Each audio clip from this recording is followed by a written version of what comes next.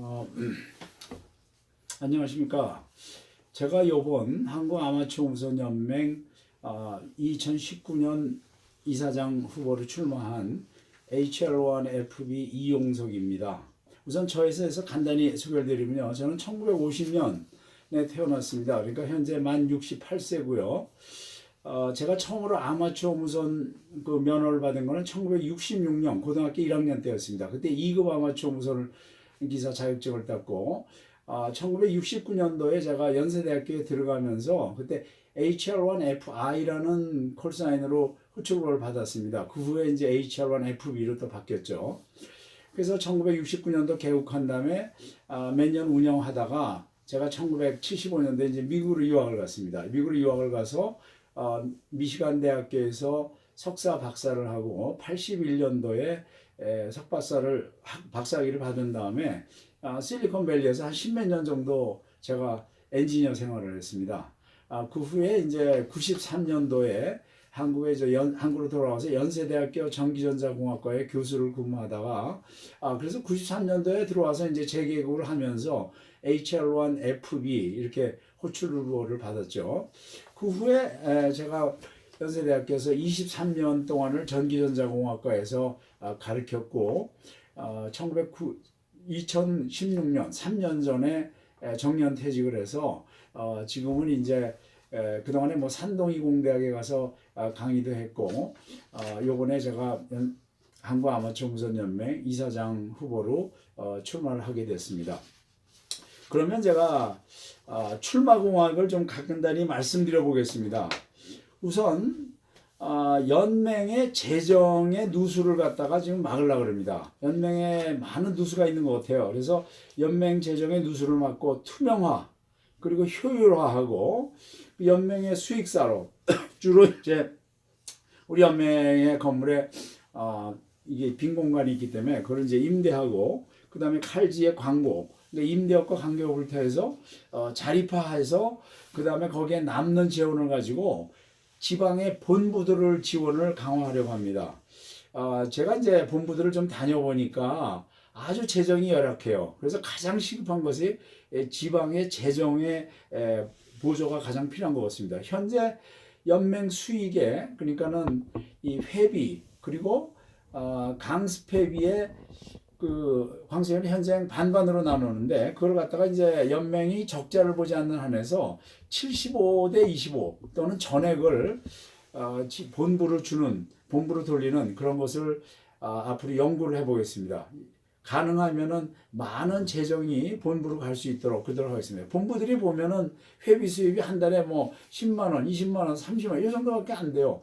뭐 사무원 인건비 하나 자체 안 됩니다. 그래서 어떤 본부에 가보면은 서로 이제 돌아가면서 당직을 쓰고 그런 경우도 있고 또는 자체에서 조금씩 모아가지고 사무원을 두는 경우도 있고 또는 그냥 자원봉사로서 무료봉사로서 하는 경우도 있고 이런 경우를 여러 번 봤습니다. 이거 가장 심각한 문제라고 생각합니다. 재정물. 그래서 연맹의 재정을 갖다가 많이 본부로 지금 돌려야 될 걸로 그렇게 파악을 하고 있습니다.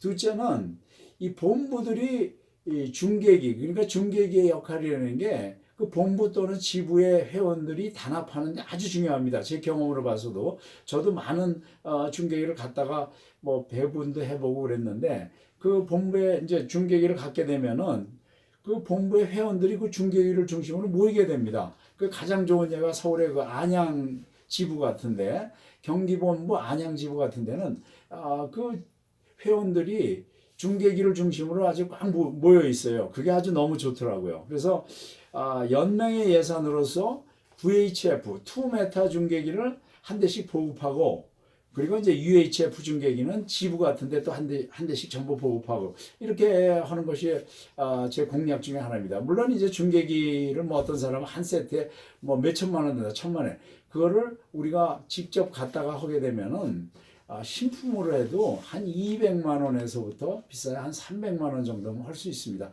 10개를 한다 그러면 2, 3천만 원이면 가능하고요. 이걸 1년에 몇 개씩 해서 하게 되면은 몇 년 안에 전국에 다 VHF하고 UHF 중계기를 다 보급을 할 수가 있습니다. 둘째는 이제 디지털 중계기, D스타라든지 DMR 그런 것도 또 보급에 힘을 쓰겠습니다. 그리고 우리 아마추어들이 그 허가제, 우리나라에 허가제라는 것이 굉장히 불합리하는 게 많아요. 그래서 미국 같은 경우에는 허가장에 꼭 운전면허 같이 이렇게 무슨 뭐 크레딧 카드, 그러니까는 신용카드처럼 조그맣니다. 거기에 사진하고 그 사람의 이름, 그 다음에 주소, 몇 급수, 그리고 이제 유효기간, 그거밖에 없어요. 그러니까 장비에 대한 내용은 전혀 없습니다. 뒷면에 보면 뭐라고 써있냐면은 법에 의한 범위 안에서, 급수된 범위 안에서 운영을 해라. 그러니까는 거기에서는 사람한테 허가를 하는 거지, 이걸 갖다 장비에 허가를 하는 건 아닙니다. 근데 우리나라는 현재 장비에 허가를 하고 있어요. 그래서 장비를 다 허가장에 적어가지고, 그 1년 번호 적는 게 몇 년 전에 없어졌지만, 실제로는 1년 번호를 다 기록하게 됐어요. 신청할 때는. 단순히 허가장에만 안 나오는 거지. 이거 굉장히 불합리한 거예요. 그래서 마치 그 자동차 면허를 주는데, 차의 번호를 갖다가 지정을 해가지고, 차의 번호를 지정해서 이 차만 뭘 알아. 그러니까 운전면허증에다가 자동차의 번호판을 갖다가 지정을 해서 이 차만 뭐라. 그거 얼마나 불합리합니까? 지금 우리 아마추어 면허는 그렇게 돼 있어요. 그래서 사실상 이걸 갖다가 거의 다 모든 사람들이 법을 갖다가 어기고 있는 실정이에요. 그래서 우리가 보통 일반적으로 많이 얘기하잖아요. 허가 장비다. 그러니까 허가 장비는 하나고, 그리고 이제 불법 장비가 굉장히 많습니다. 그게 현실이고, 이걸 고쳐야 됩니다. 그렇지 않으면 우리가 다 현재 많은 불법을 하고 있고, 정부에서 또 묵인을 하고 있어요. 그래서 어떤 사람은 얘기하기를, 이것이, 뭐 단속도 안 하는데 쓰면 어떠냐. 그건 안 되는 거죠. 법을 고쳐야 되는 겁니다. 그리고 정부에서 단속을 할 수도 없어요. 할 수도 없고, 이걸 지키지도 않고, 단속을 할 의지도 없는데, 왜 그런 법이 있어야 됩니까? 그거는 옛날에, 우리나라가 일본법을 갖다가 이제 베껴가지고, 일본이 2차 대전 때 무슨 뭐 옛날에 무전 그러면 간첩을 연상하게 됐죠. 우리나라 또 6.25 사병 거치면서 그런 게 아직까지 남아 있어서 그럽니다. 이거를 우리가 반드시 고쳐야 됩니다. 그거를 제가 하겠습니다. 그리고 이제 밴드를 확장, 135kHz라든지 475kHz, 이건 새로운 밴드고 5MHz도 있습니다. 이것은 외국에서 하고 있는데 우리나라에서 안 하고 있어요. 우리가 쓸 수 있는 주파수라는 거는 어느 나라든지 갖고 있는 자원입니다. 무형의 자원이죠. 우리가 이걸 활용을 못하고 있는 거예요. 우리가 신청만 하면은 쓸 수가 있어야 되는데 정부에서 허가를 아직 안 해주고 있어요. 이거 되게 큰 문제라고 생각합니다. 그리고 1.8메가, 3.5메가 돼도 굉장히 밴드가 좁아요. 일본보다도 좁고 미국보다도 좁고 중국보다는 훨씬 적습니다. 이걸 우리가 반드시 풀어야 됩니다. 우리가 쓸 수 있는 자원인데 우리가 그냥 버려두고 쓰지 않는 겁니다. 제가 그걸 반드시 하도록 하겠습니다. 그리고 이제 요즘에 디지털 모드가 많죠. FT8이라든지 옛날에 뭐 암토르, RTTY 뭐 수십 가지의 디지털 모드가 있는데 우리나라는 그거 하나하나를 다 허가를 받아야 된다고 그래요. 그러나 또 사실상 그걸 단속을 안 하고 있어요. 그래서 그러면 이것이 합법이냐? 많은 사람들이 합법이라고 생각하는데 이거는 사실 또 거기서 물어보면 불법이라고 그래요. 각각의 모드를 또 허가를 받으라고 그럽니다. 이거가 굉장히 불합리해요. 그냥 우리가 디지털 모드 뭐 이렇게 해가지고 전부 그냥 허가를 해주도록 그렇게 해야 됩니다. 아마추어들이 새로운 모드가 생길 때마다 그거를 다 새로 허가를 받아야 되고 정부에서는 그게 또 준비가 안 돼 있어요. 그게 뭔지도 몰라요. 이런 상태에서 우리가 어떻게 생각하면은 이 합법도 아니고 불법도 아닌 그런 상태로 지금 운영을 하고 있습니다. 제가 그래서 디지털 통신위원회 이런 걸 만들어 가지고 적극적으로 추진을 해보려고 합니다. 또한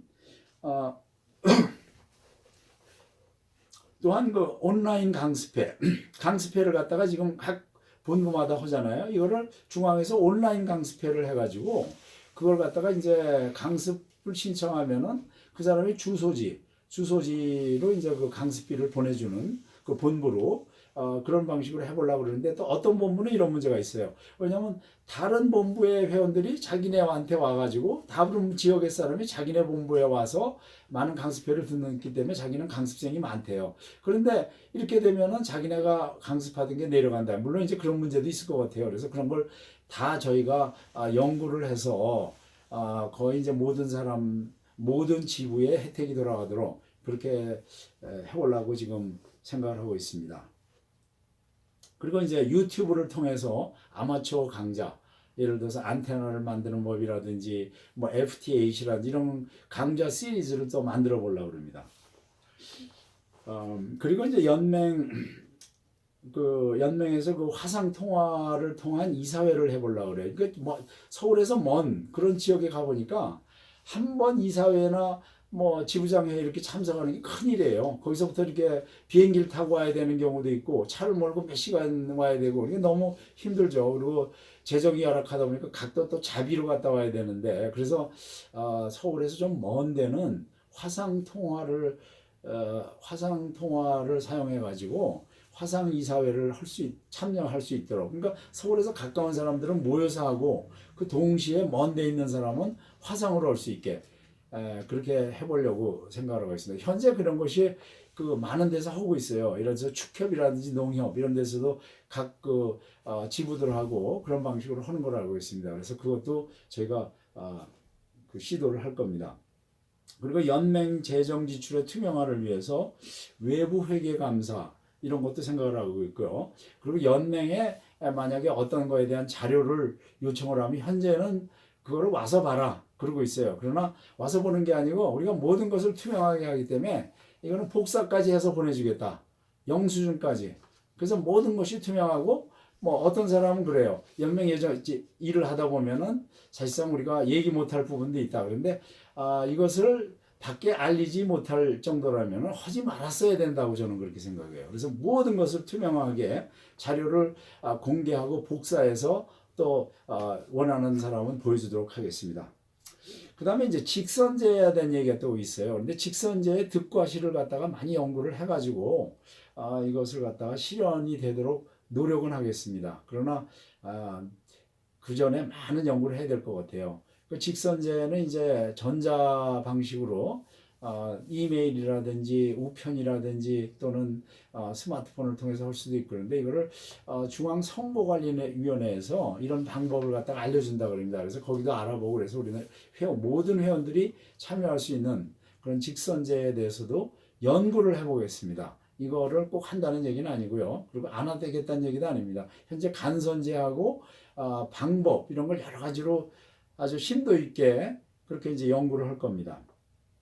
그 다음에 이제 마지막으로 제가 3년 전에 연세대학교 전자공학과 교수에서 정년퇴직을 했어요. 그래서 이제는 시간도 많습니다. 작년까지는 제가 외국으로 강의도 다니고 그랬는데 이제 올해부터는 강의도 없어요. 그래서 제가 앞으로 이사장이 되면은 연맹에 상근을 하려고 그럽니다. 뭐 하루에 8시간은 아니고 하루에 한 서너 시간이라든지 일주일에 뭐 몇 번 딱 시간을 정해서 제가 거기 가서 앉아 있으면서 직접 업무를 보고 회원들하고 상담도 하고 이런 걸 하려고 그럽니다. 그래서 제가 이런 여러 가지 공약을 내놓고 이것이 제가 진짜 당선이 된다 그러면은 연맹을 갖다가 아마추어를 위한 연맹, 실제로 아마추어를 하는 사람이 아마추어의 사정을 알고 아마추어를 갖다가 제도를 향상시킬 수 있는 것을 잘 아는 사람이 아마추어를 위한 연맹을 만들도록 제가 여생을 다하도록 하겠습니다. 저를 꼭 밀어주시기 바랍니다.